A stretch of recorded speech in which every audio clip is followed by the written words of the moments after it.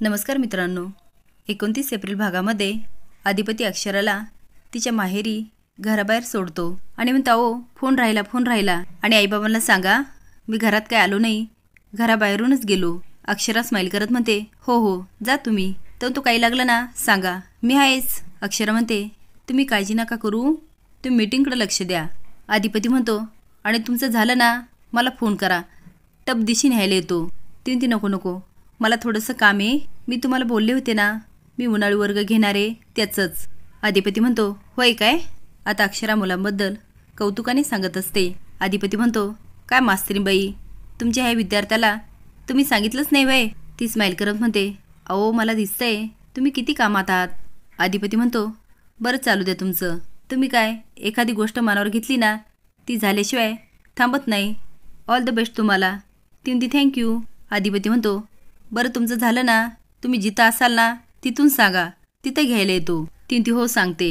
निखिल इराला म्हणतो 10 ठिकाणी ॲप्लिकेशन दिले पण एक जॉब पण मनासारखा मिळत नाही आणि ऑफर तर अशा येतात ना लाज वाटते इंजिनियर असण्याचा. इरा म्हणते निखिल सगळं चांगलं होईल. तो चांगलं होईल काय, सगळं चांगलं चाललं होतं पण त्या भुवनेश्वरी मॅडम आणि तुझ्या ताईमुळे माझ्यावर ही वेळ आली.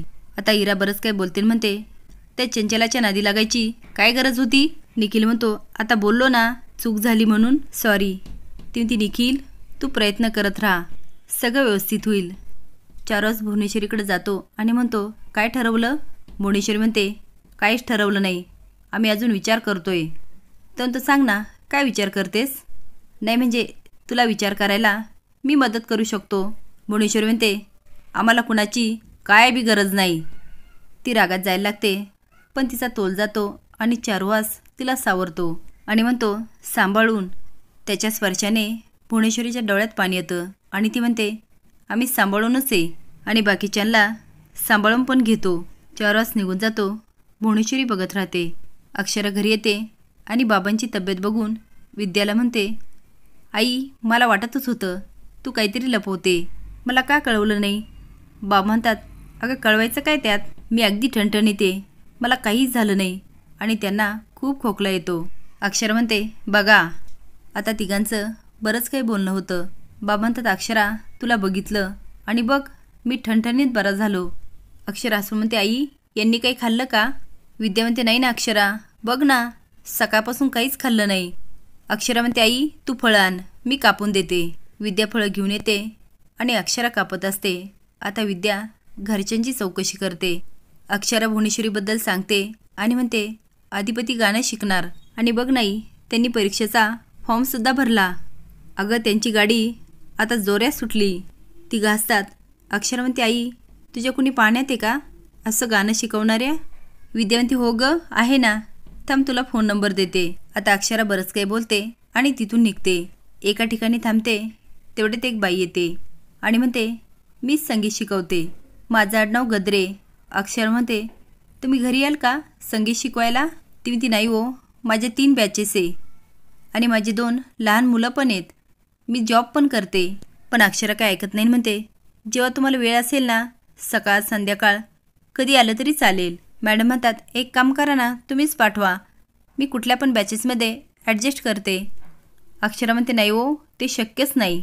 ते म्हणतात गाणं कुणाला शिकवायचं तुमच्या मुलाला ना. अक्षरा हसून म्हणते नाही माझ्या मिस्टरांना. आता अक्षरा अधिपतीबद्दल माहिती देते. मॅडम म्हणतात सकाळी 8-8:30 आलं तर चालेल का. अक्षरा म्हणते हो चालेल ना. बरं तुम्ही एक काम करा संध्याकाळी या, मग आपण फीबद्दल बोलूया. आता दोघी पण एकमेकीचा निरोप घेतात आणि निघून जातात. इकडे दिवेसमोर भुवनेश्वरी म्हणत असते आई अंबाबाई माझ्या पुढं लय मोठा प्रश्न उभा राहिला. मी जर नाही म्हणलं ना तर अधिपती नाराज होतील आणि मला तर त्याला गाणं शिकू द्यायचं नाही आहे, कारण ते जर गाणं शिकले तर मास्तरीबाईच्या मनासारखं होईल. पण हे आम्ही करू शकतो, एखादी गाणं शिकवणारी मास्तरीबाई आम्हीच उभी करू शकतो, म्हणजे अधिपती गाणं शिकणार पण आणि नाही शिकणार पण. आता ती फोन करून म्हणते ध्यानात राहील नवं काय काय करायचं, जेवढं सांगितलं ना तेवढंच करायचं. ती फोन ठेवते आणि आजी आत येते आणि म्हणते भुये काय ठरवलं ग. भुवनेश्वरी म्हणते आम्ही तुझीच वाट बघतोय, तूच सांग आता काय करायचं. आजी म्हणते अगं अधिपतीची इच्छा आहे तर होय म्हणून टाक की. भुवनेश्वरी म्हणते देतो आम्ही निर्णय लवकरच. तेवढ्यात एक जण येतो आणि मग सरकार कुणीतरी बाहेर आलंय. भुवनेश्वरी म्हणते कोण आलंय? तो माहीत नाही, गद्रे मॅडम म्हणतात. ती तिचा त्यासनी बसायला सांग. आणि म्हणते आई आमचा निर्णय आम्ही लवकरच कळू. ती गेल्यानंतर आजी म्हणते ज्याला हिचा मनाचा थांग लागल त्याला जगाचं कोडं पण सुटल. अक्षरा रिक्षा बघत असते. तेवढ्यात अधिपतीच फोन येतो आणि म्हणतो काय हो तुमचा फोन बिन नाही दिवसभर? बरं आईबाबांची तब्येत कशी आहे?